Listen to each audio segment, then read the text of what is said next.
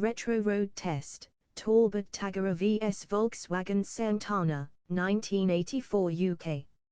In the mid-1980s, Britain's executive car park was a rather predictable place. Company directors and middle managers strutted about in their Ford Granada gears, Rover SD1S or the occasional BMW 5 Series if they fancied looking cosmopolitan. These were the cars that spoke of solid pay packets, leather briefcases, and business lunches where half a bottle of claret was considered a light starter. But 1984 was also a year when alternatives existed, cars that weren't part of the mainstream executive furniture, but which nonetheless aimed to tempt the same customer.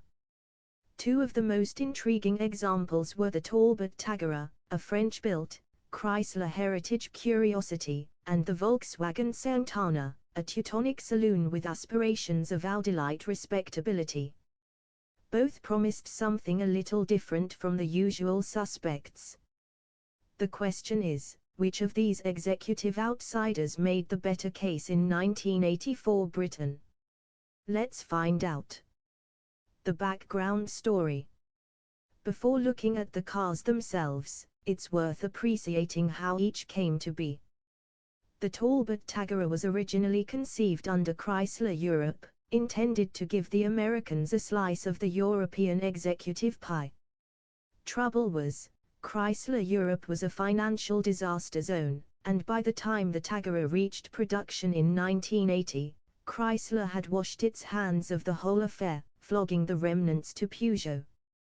Peugeot inherited a car it didn't really want, slapped the Talbot badge on it, and launched it half-heartedly.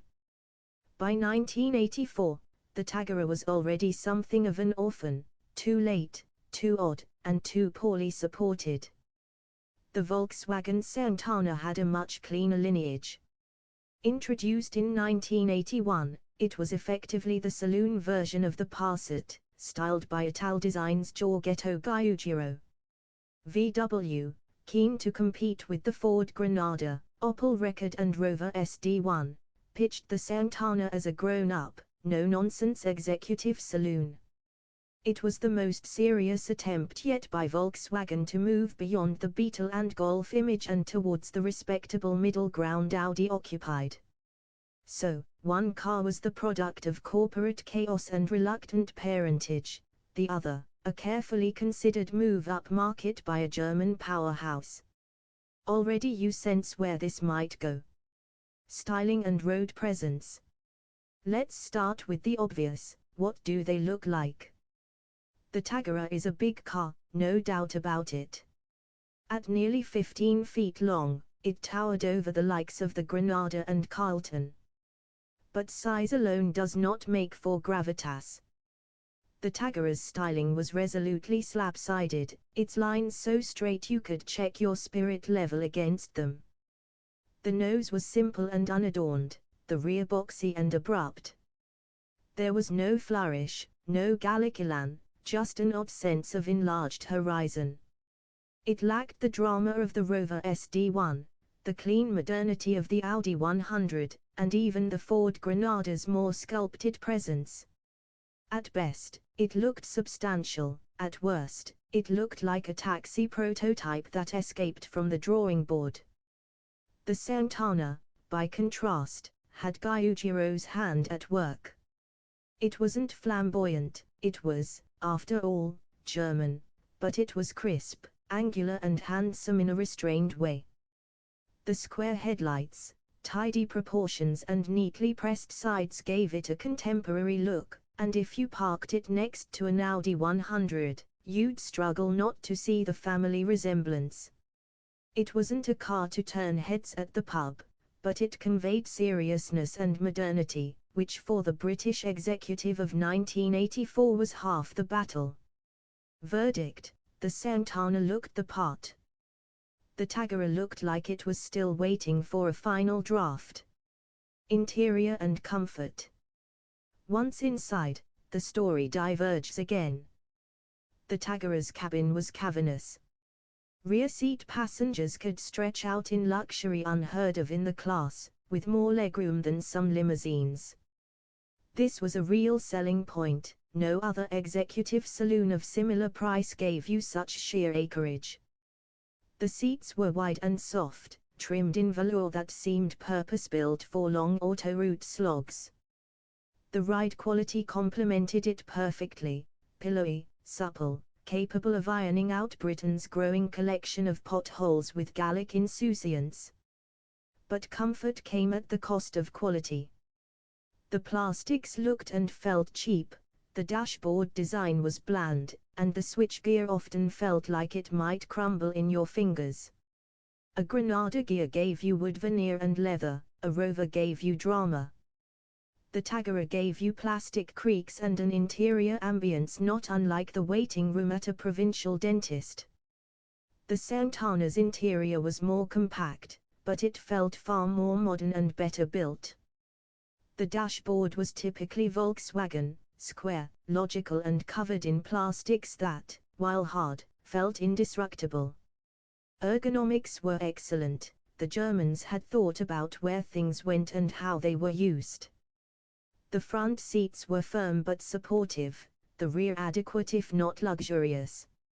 It lacked the sheer sprawl of the Tagora, but it was a place you could easily imagine racking up 100,000 motorway miles without the trim collapsing around you. Verdict: Tagora wins on space and softness, Santana wins on solidity and sensible design. Which you prefer depends on whether you want to waft or organize. Engines and performance.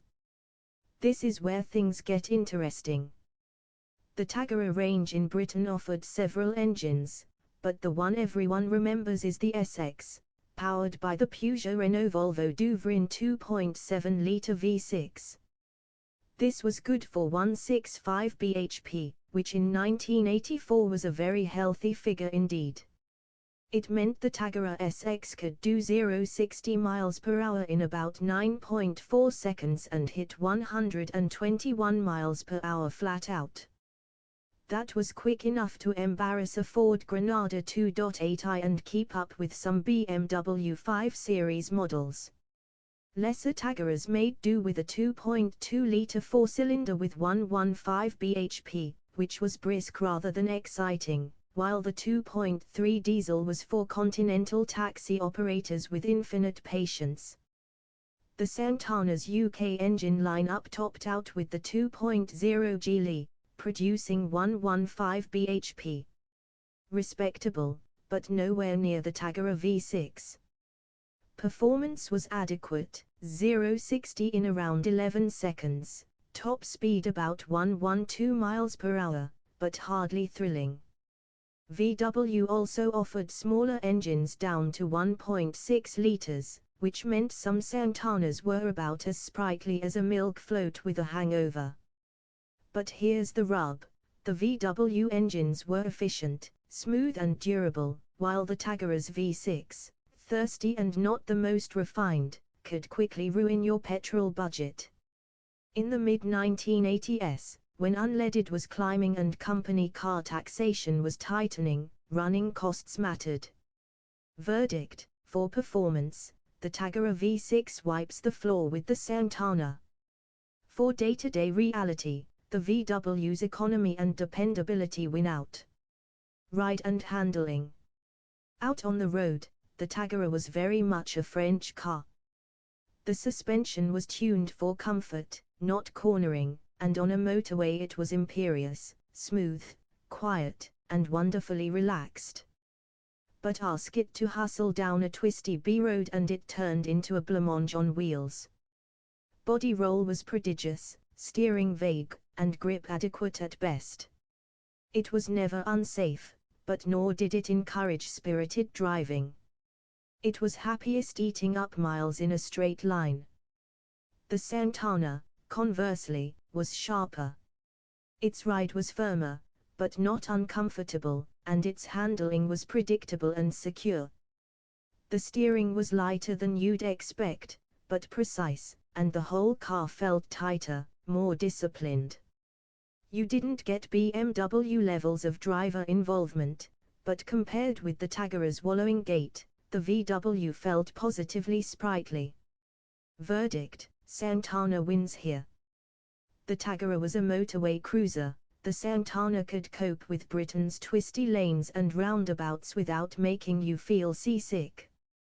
Practicality and equipment. On paper, both cars offered respectable practicality. The Tagora's boot was vast, and combined with its enormous interior, it could genuinely rival much more expensive machinery for sheer capacity. Equipment levels on the SX were generous for the time, with electric windows, central locking and alloy wheels. Lesser versions were a bit meaner, but still broadly competitive. The Santana, being VW, offered a wide spread of trims. Even in Geely form it wasn't as lavish as the Tagora SX, but it had the essentials: electric windows, decent stereo, comfortable seats. The boot was large, though not quite as enormous as the Talbot's. Where the VW scored heavily was in options. You could spec yours up with sunroofs, alloys and better trim, and it all felt factory integrated. Verdict: the Tagora gave more for your money at the top end. The Santana felt more cohesive and less like a parts bin gamble. Image and ownership. Ah yes, image, the part you can't put on a spec sheet, but which in 1984 mattered a great deal. The Tagora, wearing a Talbot badge, was handicapped from the start.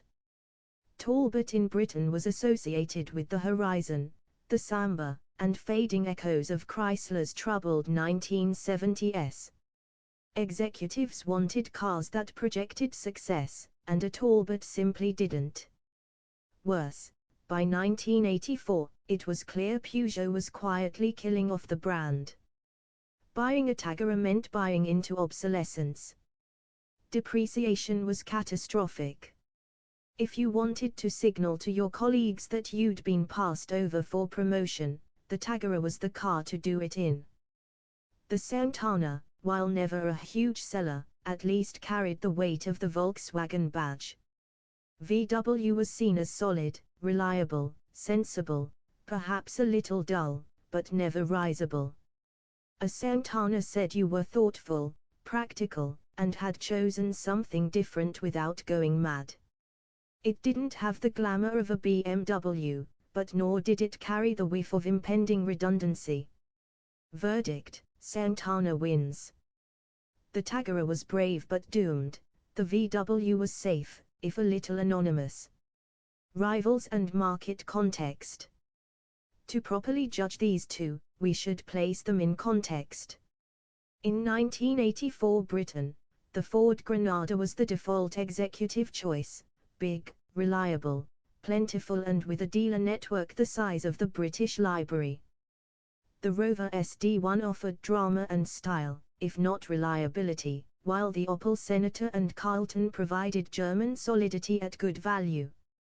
At the higher end, the BMW 5 Series was gaining traction with the upwardly mobile. Against these, both Tagora and Santana were underdogs. The Tagora tried to undercut the Germans by offering space and performance at a lower price, but its badge and handling issues sunk it. The Santana aimed for seriousness and dependability, but lacked the charisma to really break into the mainstream. In sales terms, both were failures in Britain, rare sights even in period. The road test verdict. So, having lived with both, which one should the 1984 executive have chosen? The Talbot Tagora was a bold attempt at an executive saloon, with real virtues: cavernous space, comfortable ride, and in V6 form, storming performance. But it was let down by its dull styling, cheap interior, soggy handling and, above all, the terminal decline of its brand. It was a car launched into a market that had already decided it didn't want it. The Volkswagen Santana was more modest. It never pretended to be exciting, but it was well built, sensibly designed, and carried a badge that reassured buyers. It didn't thrill, but it didn't embarrass, and in 1984 that counted for a lot. Final verdict: the Tagora was the more interesting car then, and is certainly the more interesting classic now, thanks to its rarity. But if you'd asked us in 1984 which key we'd pocket, we'd have chosen the Volkswagen Santana. Safe, solid, sensible. In other words, executive motoring in Thatcher's Britain.